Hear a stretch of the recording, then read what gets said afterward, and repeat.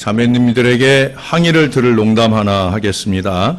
태초에 하나님이 너무나 외로워 보이는 아담을 위해서 하와라고 하는 예쁜 여자를 만들어 주셨잖아요. 그렇게 이 하와를 만들기 위해 하나님이 하신 일은 이 아담의 갈비뼈 하나를 취하시는 일이었습니다.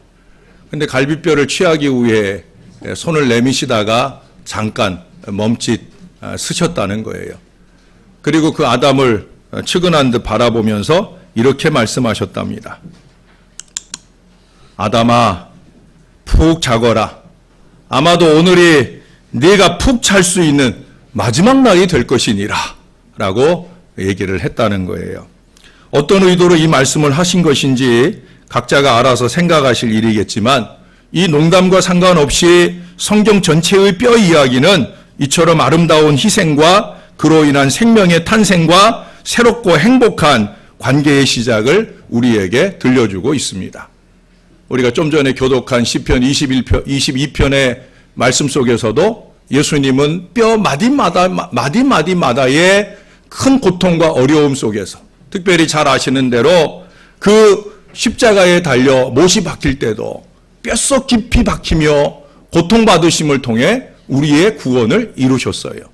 그렇게 뼈는 생명의 역사를 일으킨 기본이라 말할 수도 있을 것입니다. 그러나 오늘 본문에 보면 이 마른 뼈 이야기가 나오는데 섬뜩할 정도로 처참한 그런 장면으로부터 시작이 되는 걸 보게 됩니다.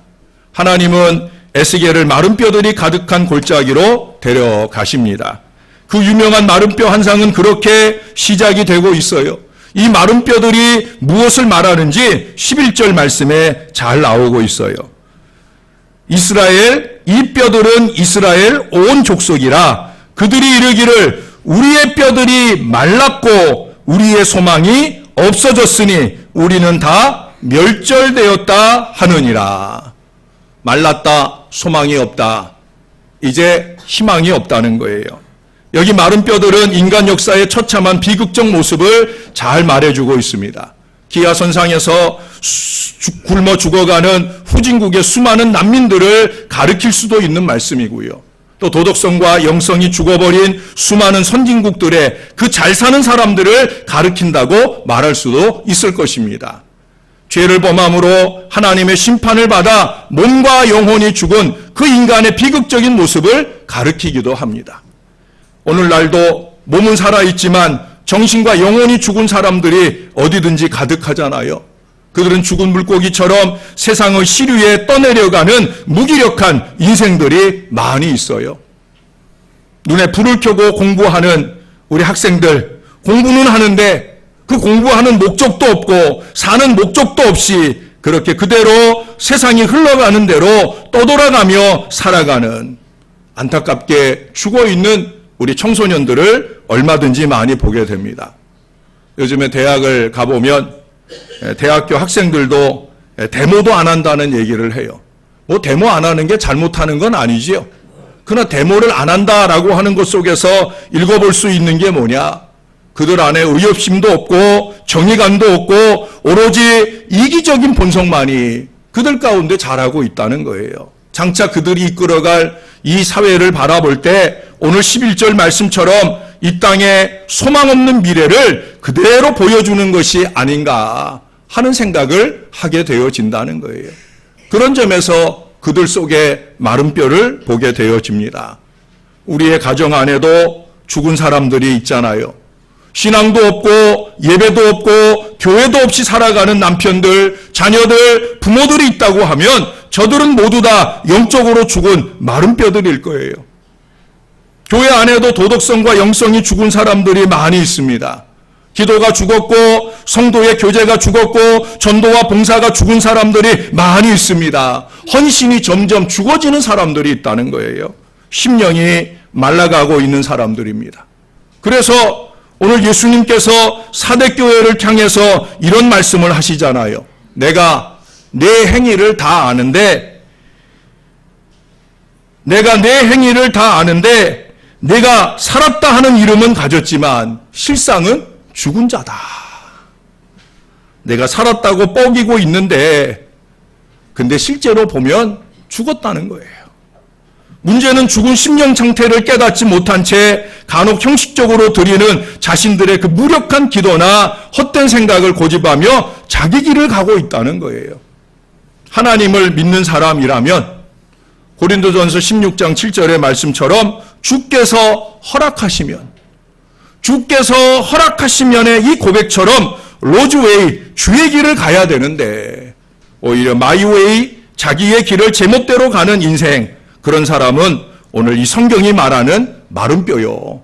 예수님께서 말씀하신 살았다 착각을 하지만 실상은 죽은 자가 될 수밖에 없다라고 하는 거예요. 제가 이 설교 원고를 치면서 마른 뼈라고 하는 말이 지금 여러 번 나왔잖아요. 그래, 이 마른 뼈를 여러 번 쳤어요. 근데 마른을 치고 그 다음에 뼈를 치려면, 이 쌍비읍을 치려면은요, 컴퓨터 키보드 자판에서 Shift라고 써있는 키를 누르고 비읍을 누르면, 그러면 쌍비읍이 되는 거예요. 근데 여러분 아시는 대로 제가 좀 성격이 급하잖아요. Shift 키를 누르기는 누르는데 쌍비읍을 비읍을 누르기 전에 제가 Shift 키를 놓는 거예요. 그러면 쳤을 때 비읍이 나오겠어요? 쌍비읍이 나오겠어요? 그냥 비읍이 나오는 거예요. 제가 이 설교 원고를 치는 동안 여러 번 그렇게 마른 뼈를 쳐야 되는데 마른 벼라고 쳐놓았습니다. 그리고 제가 물끄러미 그걸 바라보았어요. 가을에 분명 누런 빛을 띠기에 추수를 하려고 농부가 나가봤더니 알곡은 하나도 없고 다 벼가 말라 있더라는 거예요. 마른 벼더라는 거예요. 그걸 발견하게 된 농부의 마음이 얼마나 처참하겠어요. 여름 내에 고생하고 88번 이상 그 논에 가서 김도 메고 거름도 주고 애를 썼는데 이제 가을 돼서 이것거니 하고 가봤더니 다 마른 벼더라는 거예요. 그래서 오늘 하나님께서 이 선지자 에스겔을 데리고 마른 뼈들이 가득한 이 해골 골짜기로 가시게 되는 겁니다. 하나님께서 인간의 비극을 외면하시지 않고 깊은 관심과 아픔과 동정을 가지고 계셨기 때문입니다. 어떻게 하든지 죽은 자들을 살리시기를 원하셨기 때문입니다. 여기에 우리의 희망이 있어요. 하나님이 찾아오신다는 거죠. 예수 그리스도를 보내주셨다라고 하는 거죠. 능동적으로 움직이시는 하나님의 사랑 때문에 우리에게 희망이 있다는 거예요. 그래서 선지자 에스겔에게 골짜기의 그 마른 뼈들을 보라고 말씀하시며 이렇게 물으십니다. 인자야, 이 뼈들이 능히 살겠느냐? 이 질문에 대하여 에스겔은 즉시 네라고 대답을 할 수가 없었습니다. 왜? 살아날 수 있는 가능성이 없었기 때문에. 2절 마지막에 보시면 뼈가 심이 많은데 아주 말랐다. 아주 말랐다. 그건 뭐예요? 살 소망이 없다는 거죠. 예? 도저히 없다는 거예요.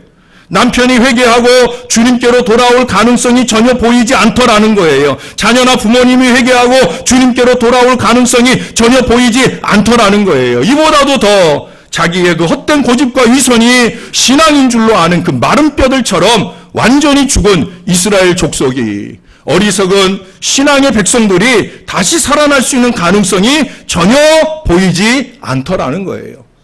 그래서 에스겔은 이렇게 대답을 합니다. 주여, 주께서 아시나이다. 여호와여, 주님이 아실 일입니다. 제가 볼 때는 전혀 가능성이 없어 보이지만 주님이 아십니다. 주님이 하십니다. 이처럼 심령의 죽음 속에서 하나의 진리가 우리를 위해 싹을 틔우려 할 때가 있어요. 우리는 이 경험에서 달아날 것이 아니라 잠자코 인정할 필요가 있어요. 다시 말해 마른 뼈임을 인정하는 거예요. 마른 뼈의 심정은 하나님께서 우리를 더 온전한 상태로 부르는 방법이기 때문에, 예, 맞습니다, 주님. 바로 저입니다. 바로 우리들입니다. 우리의 가정이고 우리의 교회고 우리의 나라와 민족이 마른 뼈입니다. 우리는 마른 뼈의 시간을 지날 때 생명과 힘을 불어넣어 주시는 우리 하나님을 그려볼 수가 있을 것입니다. 그래서 조이스 러비라고 하는 분은 나와 함께 춤을 추겠니에서 이렇게 희망을 노래하고 있어요. 노고남이 제 심령을 고요한 혼수 상태로 몰고 갑니다. 깨어나고 싶어요. 헐헐 비상하고 싶어요. 죽음의 자리 너머로. 그러나 하나님, 씨름은 그치지 않고 저와 당신은 공존하면서도 별로 사귐은 없는 듯합니다. 하지만 마음속 깊이 전 당신을 믿어요. 어쩌면 이전보다 굳게 제가 배우는 당신은 침묵의 하나님, 깊고 짙은 어둠의 하나님, 이제 씨름을 그치고 기다리고 기다릴 뿐입니다. 제 마른 뼈를 다시 살려 춤추게 하실 당신을, 제 마른 뼈를 다시 살려 춤추게 하실 하나님을 바라보고 있다는 거예요. 자신도 고아로 살았던 폴 투르니에라고 하는 분은 상실과 고통을 넘어라는 책에서 고통에 대한 경험은 생을 살아가는데 놀라운 창조력을 개발해 준다라는 말을 했어요. 그러면서 르네상스 얘기를 합니다. 르네상스는 14세기부터 16세기에 유럽에서 일어난 정신 부흥 운동이에요. 문예 부흥 운동이에요. 이 문예 부흥 정신 회복 운동이 일어나기 전에 그때 이 유럽이라고 하는 지역에서는 심각한 위기를, 무서운 위기를, 불길한 위기를 겪고 있던 시기였어요. 터키족의 공격이 있었고 페스트라고 하는 전염병이 창궐하였고 무장한 패거리들의 약탈과 마녀사냥, 잔인한 종교전쟁의 위협이 있던 그런 시기였어요. 그래 카톨릭이나 개신교 신자들은 다 같이 야 지금이 말세다. 이제 종말이 왔다. 이런 정도로 극악한 어려움을 만날 때가 어디 있겠는가 생각을 하며 절망적으로 그렇게 바라보고 있을 때였어요. 바로 그럴 때 그 시기에 창조적 에너지가 줄기차게 방출이 되면서 르네상스가 일어나게 되었다라고 하는 거예요. 그리고 그 정신회복의 바탕 위에서 1517년 종교개혁의 꽃이 피어지게 했다라고 하는 거예요. 그게 하나님의 계획과 역사입니다. 성경 안에도 예레미야가 등장한 시기를 보면 예루살렘이 파괴되어지는 외세의 침략이 임박할 그런 무렵이었어요. 이사야 선지자의 노래가 나오는 것도 바벨론에서 절망적인 포로 생활을 하고 있을 때였어요. 에스겔이 이 마른 뼈가 다시 살아나리라 외치게 된 것도 바로 그 시기였다는 걸 우리는 압니다. 예수님 역시도 마찬가지예요. 종교적 암흑기라 불리워지던 그 시기, 가장 가혹한 정권기에 태어나서 십자가의 순환의 길을 걸음으로 인류에게 가장 위대한 창조물, 구원을 우리에게 선물해 주셨어요. 그래 폴 투르니에는 고통은 그 자체로는 결코 이로운 것이 아니다. 중요한 것은 그 시련 앞에서 어떻게 반응하는가이다. 고통이나 고난 자체에 의미가 없다는 거예요. 과연 그것 앞에 우리는 어떤 믿음의 모습으로 서느냐? 바로 이것이 중요하다는 거예요. 여러분들은 여러분들이 만난 곤고와 고난 앞에 어떻게 반응하고 계십니까? 하나님이 원하는 제대로 된 바른 믿음으로 반응하고 계십니까?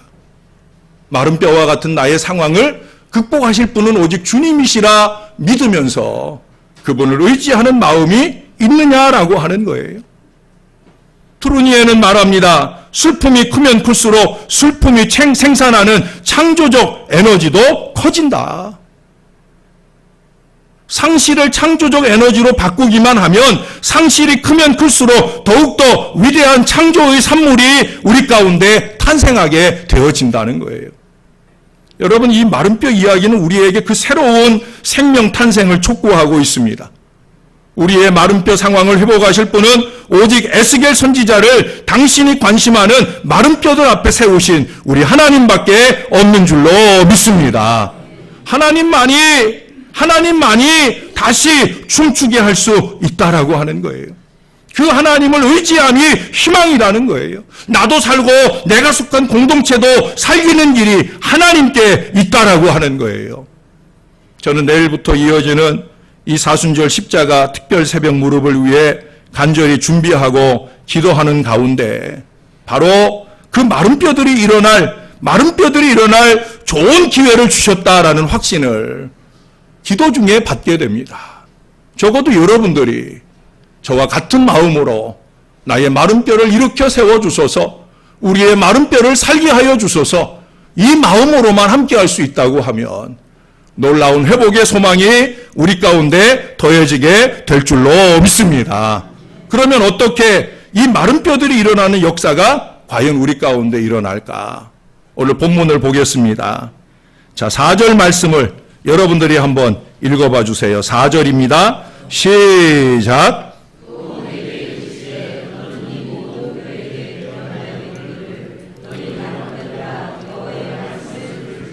아멘. 자, 마른 뼈들을 향해 뭐라 그러셔요? 여호와의 말씀을 들을지어다. 하나님의 말씀을 들어야 된다는 거예요. 이 마른 뼈들이 살아난 것은 말씀이 들려질 때였어요. 여러분, 무수히 많은 예배 중에 말씀 없는 예배는 거의 없잖아요. 중요한 것은 이 강단에서 증거되는 말씀이 내게 하나님의 말씀으로 들려지느냐 하는 거예요. 아무리 유능한 설교자가 와서 말씀을 증거한다 해도 그 말씀을 통해, 말씀을 향해 우리가 기대를 갖고 간절한 마음으로 마음을 열고 들을 때 하나님의 말씀으로 들을 수가 있게 되는 거예요. 그럴 때 하나님의 말씀이 살아있는 생명의 말씀으로 역사하게 되어지는 거예요. 죄송하지만, 죄송한 말씀이지만 제가 최근 내 외부에 가서 설교를 할 때도 있고 하면 설교 은혜 많이 받았다, 목사님 설교 잘한다, 그런 얘기를 아주 가끔 듣습니다. 하나님이 영광을 받으실 말씀이겠지요. 그러나 저는 그 말씀들에 대하여 저항합니다. 여러분 속에서 그 말씀이 여러분들을 살게 하지 않는 한 제 설교는 실패예요. 설교의 목표는 그 말씀을 통해 살리는 데 있다는 거죠. 오늘 본문에서 자주 나오는 단어가 뭡니까? 바로 대언이에요. 대언이 뭐예요? 에스겔 개인의 선포가 아니라 하나님의 말씀을 대신 전하는 거예요. 에스겔만 그런 것이 아니라 부족한 종도 마찬가지입니다. 여러분 1절 말씀에도 보시면 여호와께서 권능으로 에스겔에게 임재하시고 그의 영으로 에스겔을 데리고 가서라고 말씀하잖아요.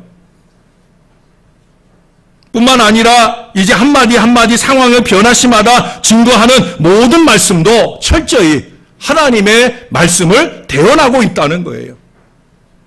제가 하나님의 말씀을 준비하고 증거할 때마다 항상 사모하는 것이 바로 이것입니다. 주님이 세우시옵소서, 주님이 말씀하시옵소서, 주님의 말씀으로 듣게 하여 주시옵소서. 여러분들은 아닌가 봐요. 저의 말씀이 하나님의 대언으로 여러분 가운데 들려지기를 소원하는 마음이 없으십니까? 있으십니까? 정말입니까? 그렇게 들려져야 되는 거예요. 그래야 여러분이 살아나는 거예요. 여러분의 영이 살고, 여러분의 가정이 살고, 우리의 교회가 살고, 이 나라 이 민족이 살게 될 줄로 믿습니다. 김정한 님이 자신의 책 슬로우 석세스, 느린 성공이라는 거죠. 성공을 향해 천천히 가라는 거예요.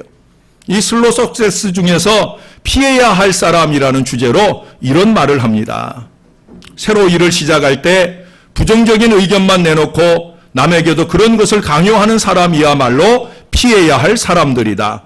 의외로 안 된다는 타령의 주인공은 가까운 사람들인 경우가 많다. 나의 경우 90% 이상이 가까운 사람들에 의해 제동이 걸렸다. 만약 그들이 하자는 대로 했다면 오늘의 나는 존재하지 않았다.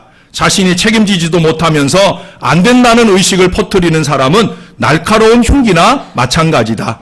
대부분 이런 일들이 사랑이라는 명분 하에, 아낀다는 미명 하에 공공연히 발생하고 있음을 유의해야 한다. 제가 넉 달 전에 읽고 이 설교에 옮겨놓은 그런 이야기입니다. 말씀에 있어서도 이런 마음과 태도의 사람들이 있습니다. 말씀이 시작할 때부터 자기 안에서 부정적 반론만 꼽고 앉아있고, 말씀을 듣고 난 이후엔 자기와 가까운 사람들에게 그 말씀을 부정하게 하는 의식을 퍼뜨리는 이 날카로운 사단의 흉기를 휘두르는 사람들이 있곤 하다는 거예요. 물론 우리들의 이야기는 아닐 거예요. 그것은 바로 그냥 이대로 마른 뼈대로 살다가 죽자를 외치는 그런 어리석은 사람들의 이야기일 것입니다. 석 달 전에 제가 이 설교 준비를 하기 위해서 기도주간, 기도원에 들어가기 전에 그 전주간에 새벽 아침 사도행전 16장 말씀을 묵상하게 되었어요. 그것이 설교 본문도 아니었잖아요. 요즘에 제가 구약 부분을 강의하고 있으니까. 그런데 제 개인 기도 시간에 하나님이 사도행전 16장을, 고린도전서 16장을 감동하셨어요. 그 아까 16장 7절, 주께서 허락하시면이라고 하는 구절을 묵상하게 하셨고요.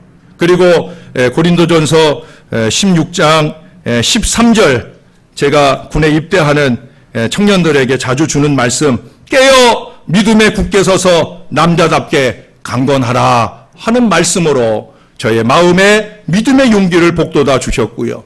그리고 오늘 오후에 예배 시간에 설교할 16장 9절의 말씀, 내게 광대하고 유효한 문이 열렸으나 대적하는 자가 많음이라 하는 말씀을 그때 받았습니다.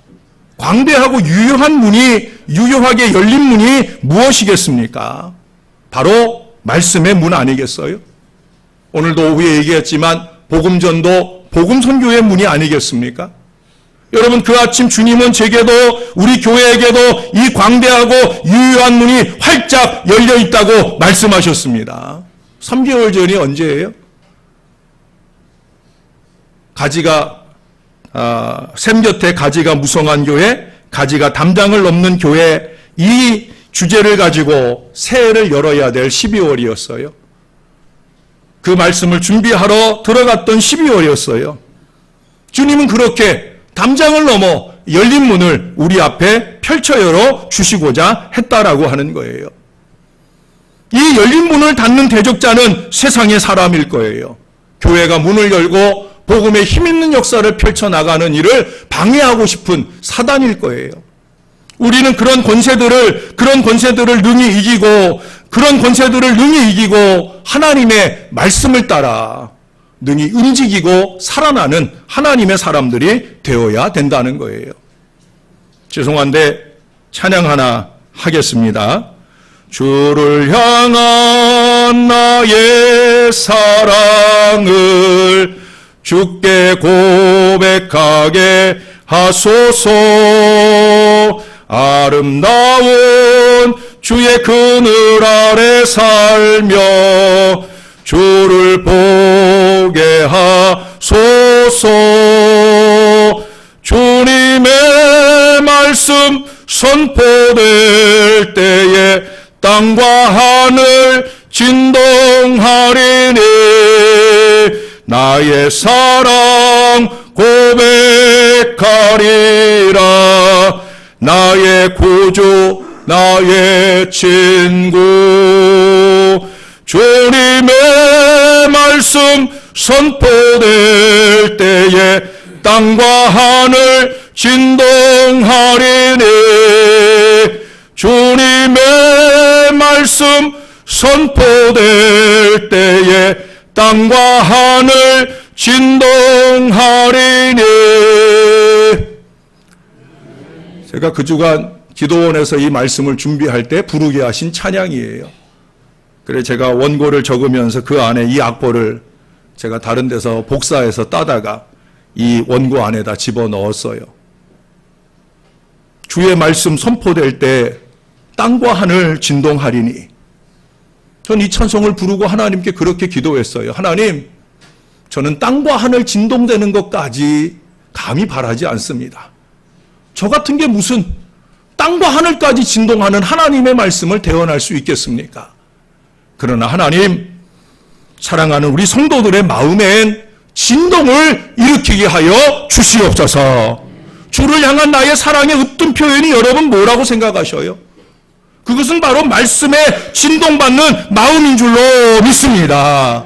북한이 핵실험하고 미사일 뻥뻥 터뜨리고, 여러분 그보다도 더 강한 진동이 말씀 들을 때 우리 안에서 일어나야 된다는 거예요.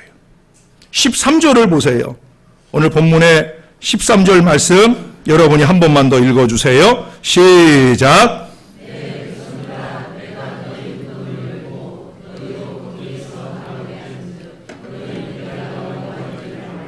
아멘. 자, 거기 보니까 내가 너희 무덤을 열고, 우리의 무덤을 열고 우리를 살리고 싶어 하신 하나님의 은혜가 우리에게 임하려면 먼저 진동이 돼야 되죠.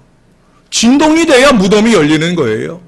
마태복음 27장 51절 이하에 보시면 예수님이 운명하실 때 땅이 진동하며 바위도 터지고 무덤이 열리며 자던 성도의 몸이 많이 일어난다고 적고 있습니다. 우리 재단에서도 말씀을 들을 때 그 심령이 진동하며 자던 성도들의 영혼이 열리고 마른 뼈들이 힘차게 일어나는 놀라운 역사가 많이 일어나기를 주님의 이름으로 축원합니다. 그 다음으로는 생기가 더해져야 되는 거예요. 7절을 보세요. 이에 내가 명령을 따라 태어나니 태어날 때 소리가 나고 움직이며 이뼈 저뼈가 들어맞아 뼈들이 서로 연결되더라. 내가 또 보니 그 뼈에 힘줄이 생기고 살이 오르며 그 위에 가죽이 덮이나 그 속에 생기는 없더라. 말씀 앞에 진동하며 일어서기는 했는데 생기가 없으니 소용이 없더라는 거예요. 하나님께서 아담 안에 불어넣어 주신 하나님의 형상의 생기, 오늘날도 수없이 많은 이 하나님의 백성들의 마음속에서 그로 하여금 능력 있는 그리스도인으로 아름다운 하나님의 형상으로 살게 하시는 생기, 바로 하나님의 성령을 충만히 받아야 하는 것입니다. 말씀을 들을 때 동시에 성령의 능력이 임해야 된다, 그 말씀이에요. 본문에서 마른 뼈들은 생기가 그들 속에 들어가자 제대로 살아나잖아요. 10절의 말씀처럼 심지어 극히 큰 군대를 이룰 수가 있었다 말씀하잖아요. 14절을 보세요. 내가 또 내 영을 너희 속에 두어 너희가 살아나게 하고 내가 또 너희를 너희 고국 땅에 두리니 나 여호와가 이 일을 말하고 이룬 줄을 너희가 알리라. 여호와의 말씀이니라. 할렐루야. 그러므로 우리는 예배 중에 성령의 역사하심에 민감해야 해요.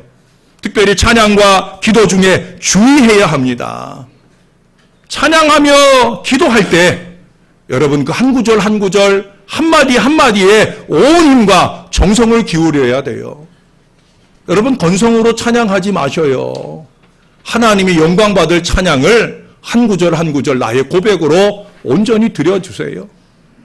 우리 장로님들이 정성껏 준비한 기도를 하나님 앞에 아랠 때 그 기도의 한 구절 한 구절 여러분의 귓가를 울릴 때 마음도 울리고 집중해서 그 기도가 여러분 자신들의 기도가 되기를 소원하는 마음들이 넘치시게 되기를 바랍니다. 여러분 찬양은 예배지 장례식이 아니잖아요. 엄숙한 것이 경건한 것 아닙니다.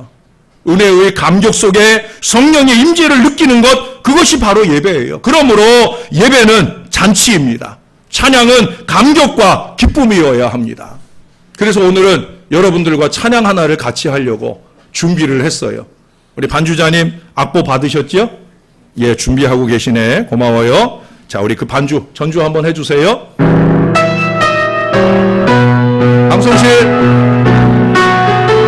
잠깐만요. 반주잔 준비가 됐는데 방송실은 안 됐네.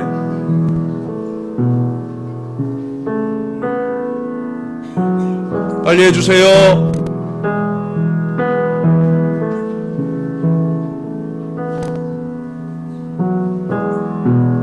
오늘 우리 아들놈 저한테 좀 혼나야 되겠네요. 집에 가서.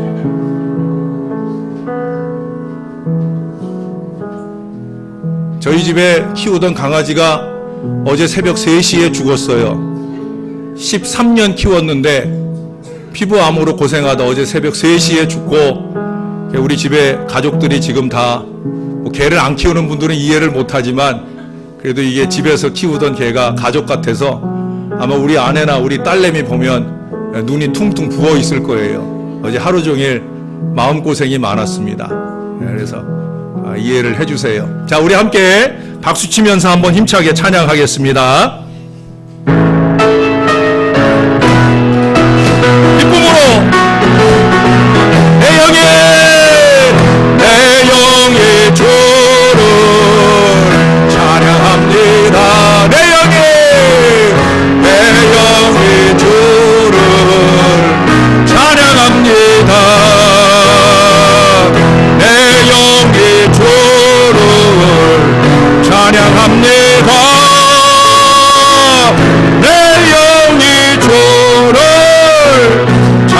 합니다. 기뻐하라 기뻐하라 나의 영혼아 감사하라 손을 들고서 족하라 주를 향해 외치라 기뻐하라 나의 영혼아 감사하라 손을 들고 송축하라 나의 영혼아 다시 한번 기뻐하라 기뻐하라 나의 영혼아 감사하라 손을 들고 송축하라 주를 향해 외치라 기뻐하라 나의 영혼아 감사하라 손을 들고 송축하라 나의 영혼아 할렐루야. 이 찬양을 하면서 기뻐해야 되는데 감사가 충만해야 되는데 송축이 넘쳐야 되는데 여러분들은 산송장같이 기뻐 감사 여러분 아닌 것 같아요? 우리 다시 한번 찬양하는 걸 거꾸로 촬영을 해놓으라 할까요? 여러분 예배에 감격이 넘쳐야 될 줄로 믿습니다. 성령의 능력을 덧입는 비결이에요. 찬양만 아니라 기도 속에서 말씀 속에서 성령의 운동력이 뜨겁게 일어나야 되는 거예요. 예배에서 승리하는 성도가 되시기를 바랍니다. 이곳에 오셔서 그저 예배를 때우고 예배를 견디며 겉돌지 마시고 이 신령한 7월 제1교회의 이 신령한 예배 안에 깊이 들어오시는 여러분들 되시기를 바랍니다.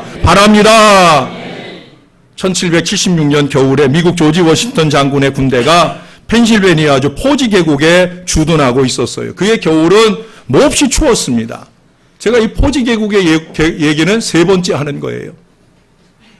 식량이 다 떨어지고 옷은 다 찢어지고 그 추운 겨울을 이겨내기 쉽지 않아요. 싸움은 접어두고라도 당장 생명을 부지하는 일에 연연할 수밖에 없는 어려운 시기였어요.